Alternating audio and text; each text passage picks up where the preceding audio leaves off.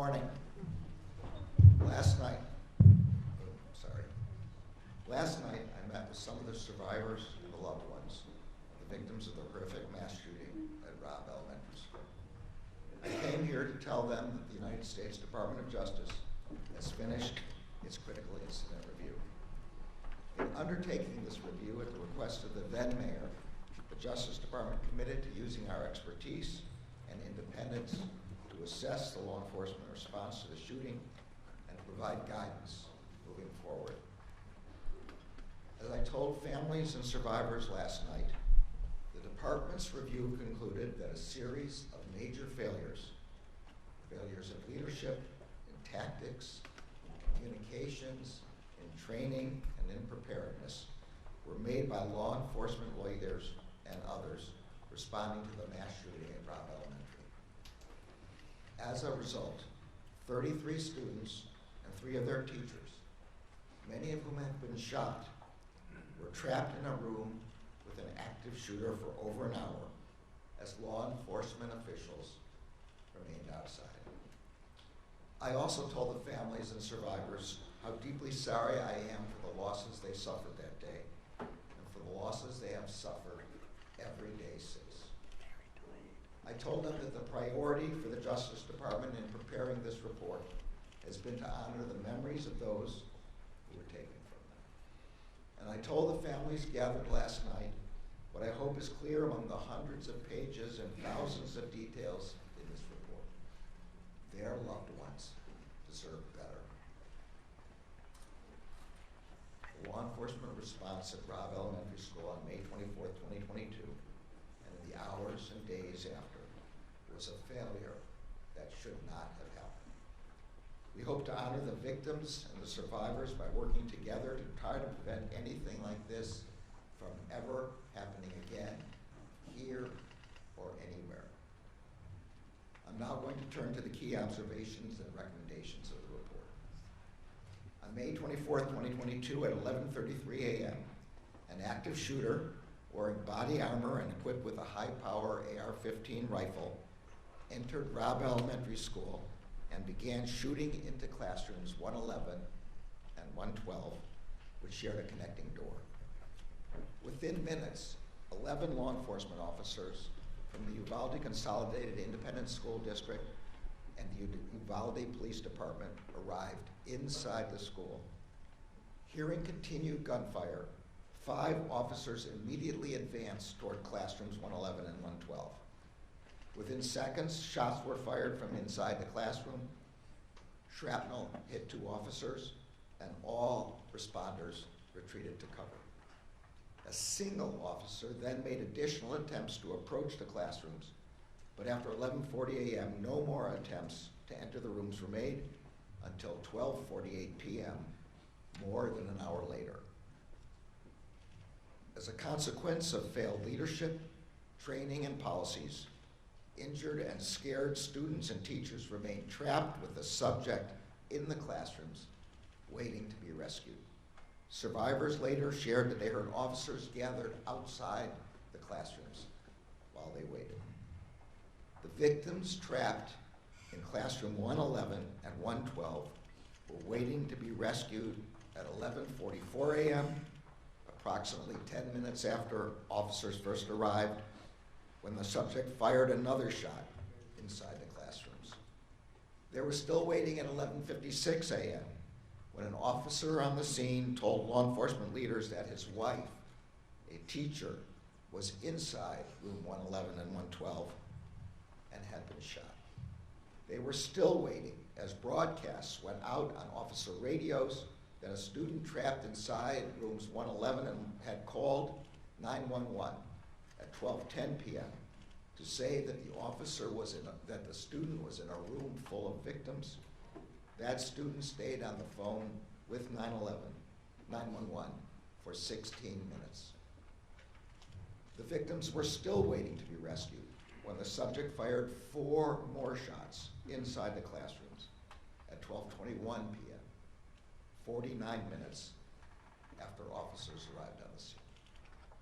And they were still waiting for another 27 minutes after that until finally officers entered the classroom and killed the subject. As the victims were trapped and waiting for help, many of their families were waiting outside the school, growing increasingly concerned about why law enforcement had not taken action to rescue their loved ones. Law enforcement officers from different agencies who had self-deployed to the scene in overwhelming numbers were themselves waiting for leadership decisions about how to proceed. Many officers reported that they did not know who, if anyone, was in charge, what they should do, or the status of the incident. Some officers were confused about why there was no attempt to confront the active shooter and rescue the children. Some officers believed the subject had already been killed, or that law enforcement was in the room with the shooter.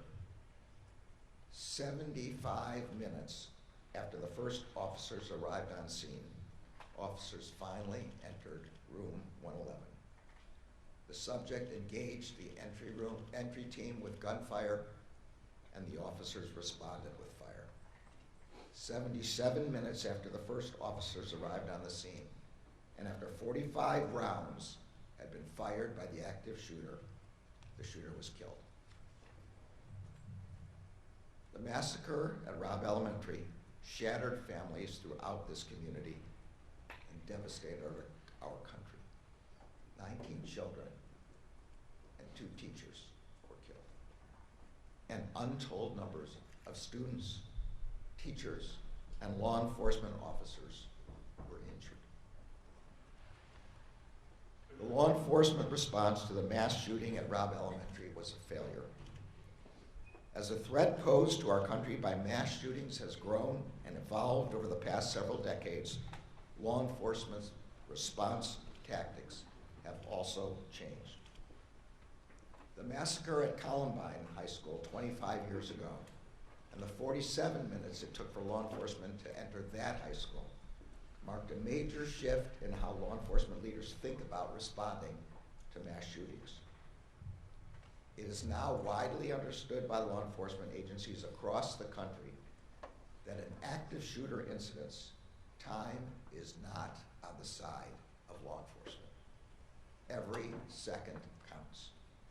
And the priority of law enforcement must be to immediately enter the room and stop the shooter with whatever weapons and tools officers have with them. That is the approach responding officers first employed when they arrived at Robb Elementary School. But within minutes of arriving inside the school, officials on scene transitioned from treating the scene as an active shooter situation to treating the shooter as a barricaded subject. This was the most significant failure. That failure meant that law enforcement officials prioritized a protracted evacuation of students and teachers in other classrooms instead of immediately rescuing the victims trapped with the active shooter.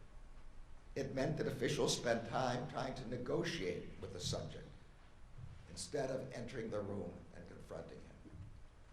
It meant that officials asked for and waited for additional responders and equipment instead of following generally accepted active shooter practice and moving toward the shooter with the resources they had. It meant waiting for a set of keys to open the classroom door, which the report concludes was likely unlocked anyway. And it meant that the victims remained trapped with the shooter for more than an hour after the first officers arrived on scene. There were also other failures in leadership, command, and coordination. None of the law enforcement leaders at the scene established an incident command structure to provide timely direction, control, and coordination among the enormous number of responders who arrived on scene.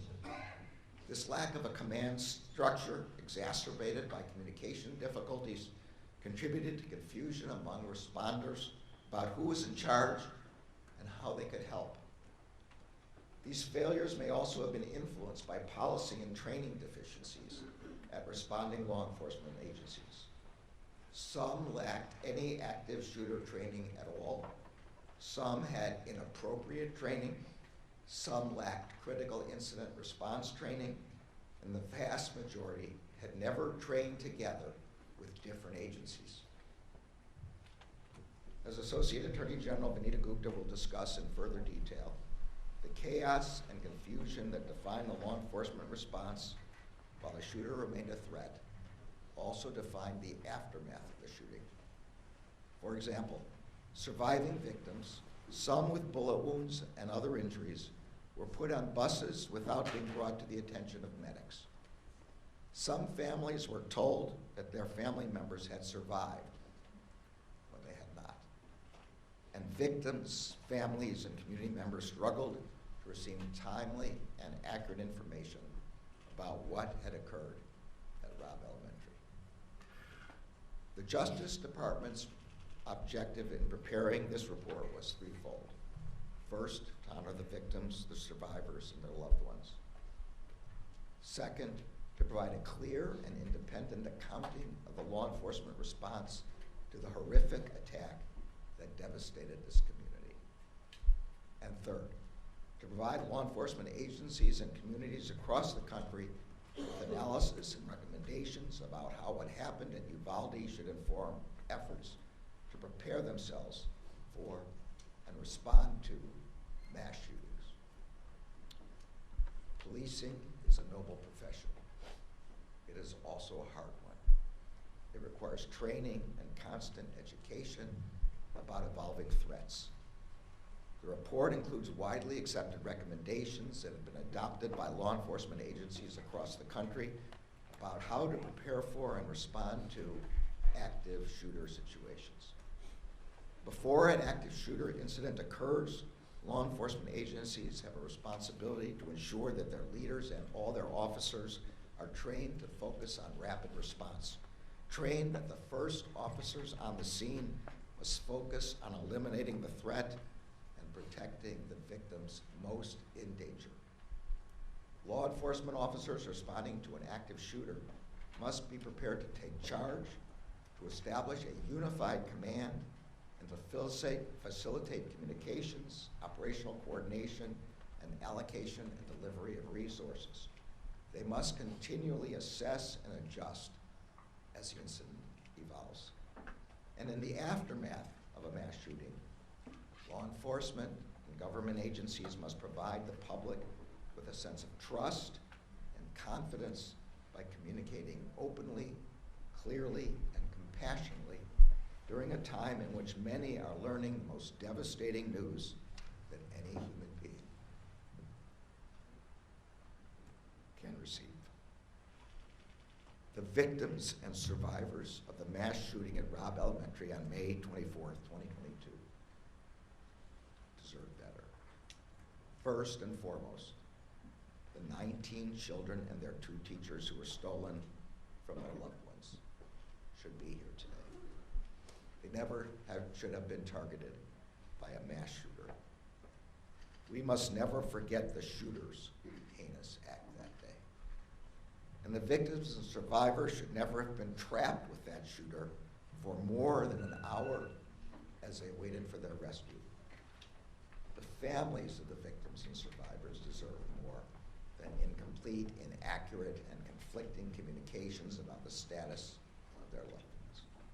This community deserved more than misinformation from officials during and after the attack.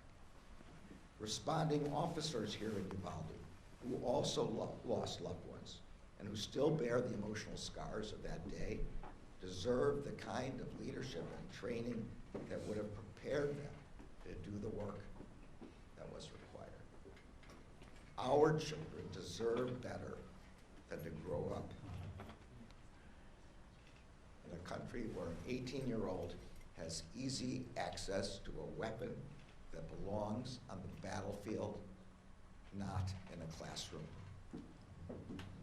And communities across the country and the law enforcement officers who protect them deserve better than to be forced to respond to one horrific mass shooting after another.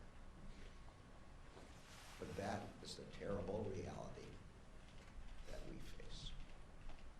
And so it is a reality that every law enforcement agency in every community across the country must be prepared for. No community and no law enforcement agency should have to face that threat alone. That is why we came to Uvalde, and that is why we are releasing this report. The Justice Department remains committed to working in partnership with communities across the country and with the law enforcement agencies working to protect those communities every day. In particular, we stand ready to help communities and agencies prepare to respond to a terrible incident like the one that occurred here. We have concluded the department's review, but we know that the work of healing here in Uvalde is only beginning.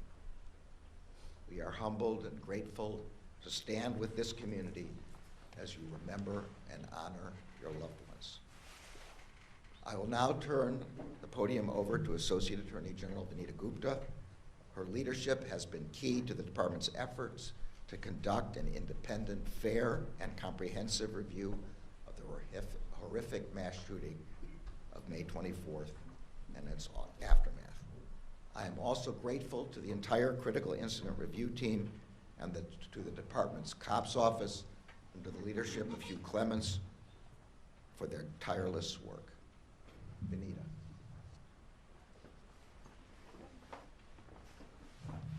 Thank you, Mr. Attorney General.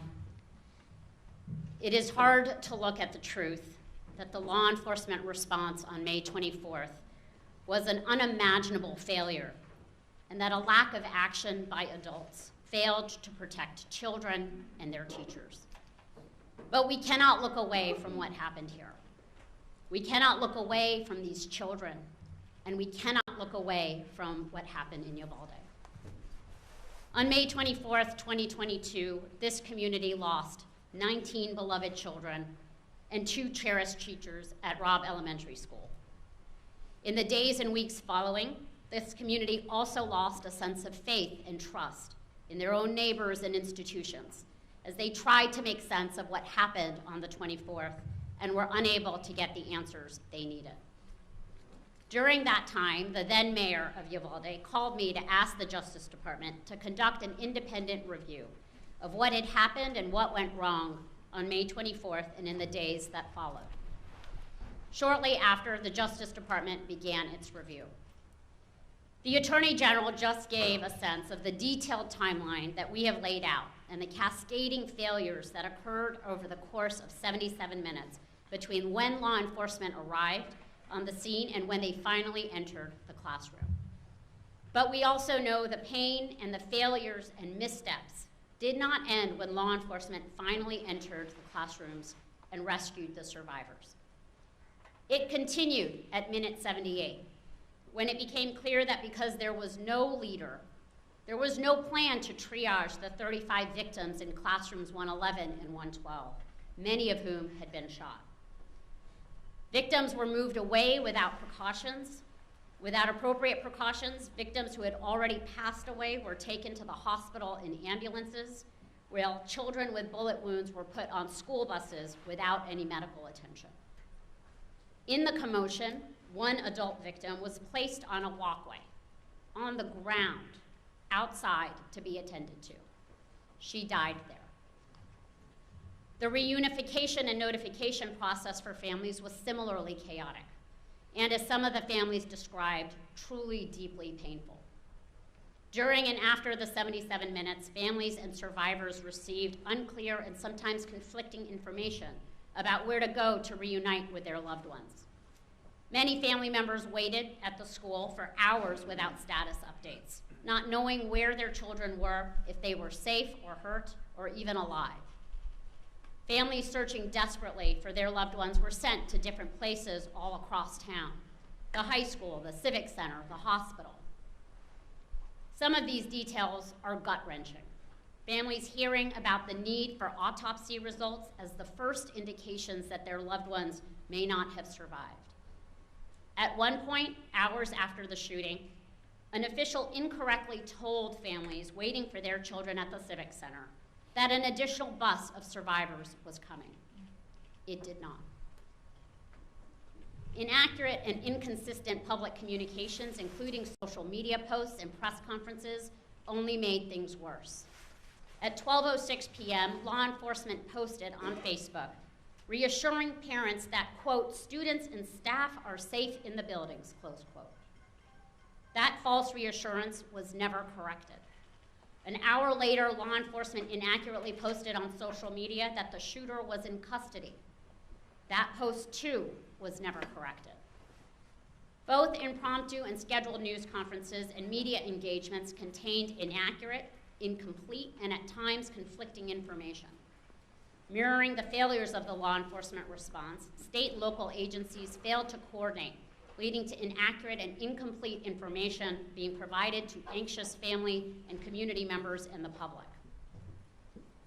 We also know the pain following a tragedy like this endures, and that the support this community needs has often been missing. And we cannot talk about what happened at Robb Elementary School without reckoning with the fact that this tragedy took place somewhere all children should feel supported and cared for and safe. Our report documents missteps in school safety preparation that contributed to this tragedy, including that the campus safety plan was effectively a template and included security measures that were not even available at Robb. That there was a culture of complacency around locked door policies with interior and exterior doors routinely left unlocked, and that confusion over where to find a master key to unlock classroom doors contributed to the significant delay in entering classrooms 111 and 112. As I made clear last April when I came to Uvalde to meet with families, and as we reiterated to families last night, this report not only looked backwards, but also identifies lessons learned and recommendations for other communities to prevent something like this from happening again. No law enforcement agency or community can assume that what happened here, or in Newtown, or in Parkland, or in Columbine can't happen in their community. That is our reality. This report offers 273 recommendations for law enforcement agencies and other officials in every community. That includes a series of recommendations for law enforcement and government agencies preparing for and responding to mass shooting incidents and active shooter incidents as they occur. In the immediate aftermath of an active shooter incident, law enforcement leaders must continue to provide guidance and direction to all first responders, including triage planning to ensure that emergency personnel can access victims as soon as possible. Law enforcement and government officials must provide proactive, timely, and accurate information, notifications, and give community members as much information as appropriate at any given time to help avoid or mitigate rumors, uncertainty, and unnecessary worry. If an organization shares incorrect information with the public, it should be open about it and correct that mistake. In the days, weeks, and years after a devastating attack, survivors, the family members of victims, community members, law enforcement, and other first responders, and their families should continue to be offered both immediate and ongoing trauma support. The Justice Department remains committed to the Uvalde community. Federal Victims of Crime Act formula funds are being used to support victim services in Uvalde, and our Office for Victims of Crime is working with the state of Texas and the Uvalde community to complete the application for supplemental Justice Department funding that is going to enable continuing services for victims, survivors, and their families. And through our COPS office, the department has also awarded the local school district substantial funding over the past 2 years through our school violence prevention program to help this community continue to improve school safety and security. Before we started this review, we consulted with the International Association of Chiefs of Police to build out a team of experts, including several law enforcement leaders who have ably led their communities through mass violence events. I am grateful to those leaders who lent their expertise to us and to our COPS office team for their immense dedication and commitment. Together, the review team's work included reviewing more than 14,000 pieces of data and documentation, including policies and procedures, training logs, body camera and closed-circuit television footage, photographs, and more. They made 9 visits to Uvalde for a total of 54 days in this community. They conducted more than 260 interviews of individuals from more than 30 organizations and agencies, including responding law enforcement and survivors, family members, victim services providers, and school and hospital staff. They travel throughout the country to review generally accepted practices and contemporary active shooter training courses. Other organizations and news outlets have documented parts of what happened on this horrific day. But all of this work has led to a Justice Department report that is both the most detailed and broadest in scope, looking beyond the immediate incident to include the communications, victim services, and school safety aspects of this tragedy, as well as the post-incident response and investigation and pre-incident planning and preparation. The public demands a lot from law enforcement, and we often take their service for granted. Every day, police officers run towards danger to keep people safe. In Uvalde on May 24th, 2022, that did not happen until far too late. Uvalde is a community that is healing, and getting clear on the facts is part of healing. So too are the beautiful, powerful murals all over the city commemorating each child and teacher killed on May 24th. And so too is enacting change in policies and practices to help make sure these failures do not happen again. While it took time for the Justice Department to examine the facts and put this report together, our commitment to the Uvalde community does not end here. Through available funding, resources, victim services, technical assistance, and training, we will support Uvalde and communities across the country in their efforts to prevent and address violence. Just as we have looked back, we will look forward. We are committed to honoring the memories of the lives that were lost here by working to build a future where all of our children, their loved ones, and their teachers can feel cared for, supported, and protected. I will now pass this to Hugh Clements, the director of our COPS office. Good morning, and thank you, Mr. Attorney General and Associate Gupta. I know that nothing can take away the pain suffered by the families, the survivors, and the entire Uvalde community. But I do know that the team at the COPS office has been driven to provide an authoritative accounting of everything that transpired at Robb Elementary on May 24th, as well as the events leading up to it and an examination of what happened afterward. As someone with 38 years of law enforcement experience, and 12 of those as chief of the Providence Police Department, I know the importance of having the right policies in place, the right training, and the right partnerships, especially law enforcement partnerships with schools, communities, and other agencies and first responders. This report stresses the importance of those working relationships and how invaluable they are, especially when there's a critical incident. Of course, no one ever thinks something like this is going to happen in their community until it does, which is why the recommendations we provide in this report are so critically important. Unfortunately, the review of the mass shooting at Robb Elementary School is not the first critical incident review that the COPS office has conducted. But having done this before, we know the value of the information provided.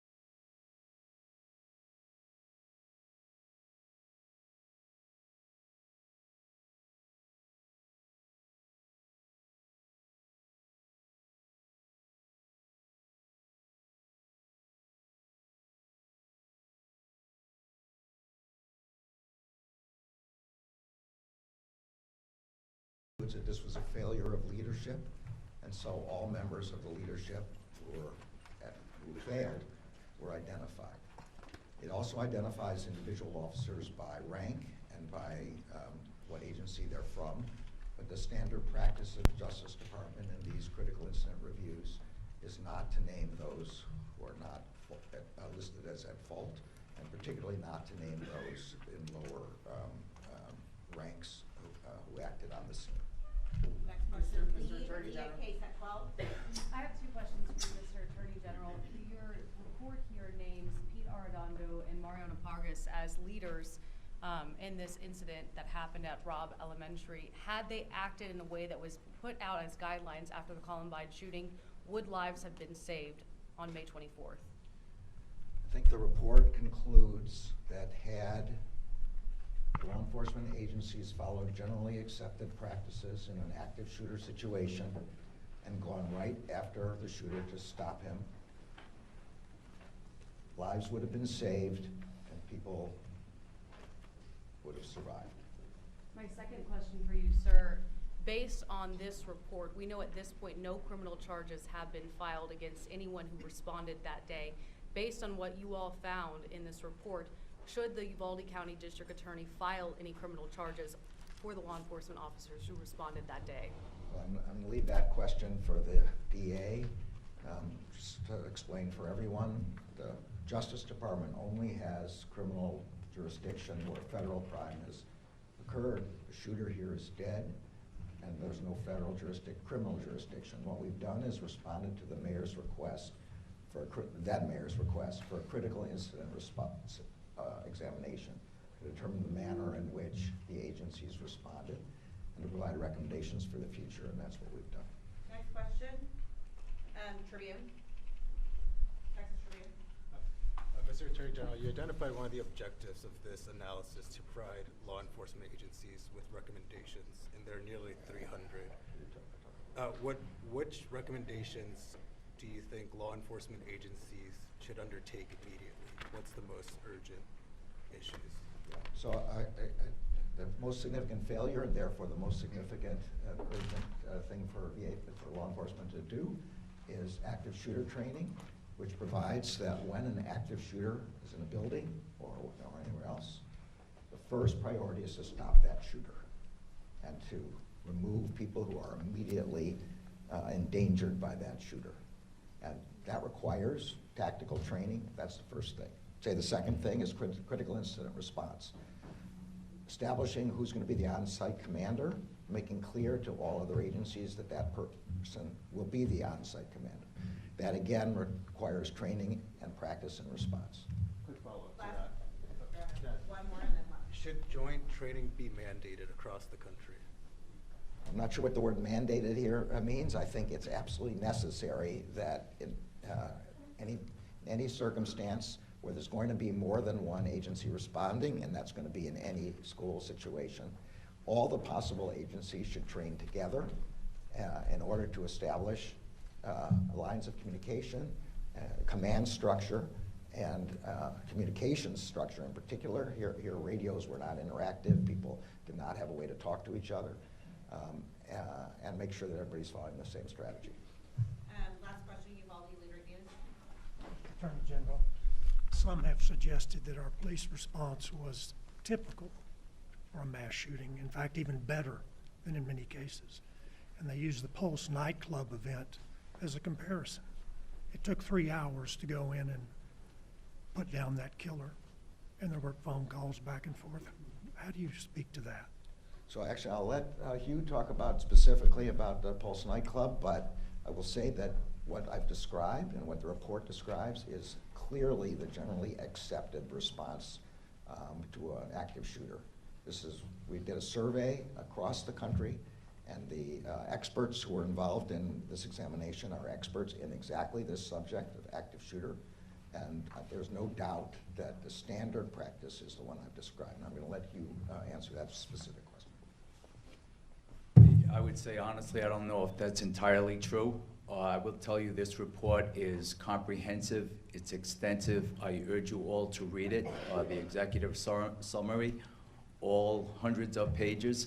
I will say there was a epic, complete lack of leadership, unity of command. There was no incident command set up. That's not the case with the Pulse nightclub. And so in this particular one, in comparison, that is not entirely true, and the response was a failure of leadership. Great, thank you, everyone. Merrick Garland, there are a lot of Thank you, family members. everyone. Well, there are a lot of family members here. Can you just let us know, do you believe charges should be filed?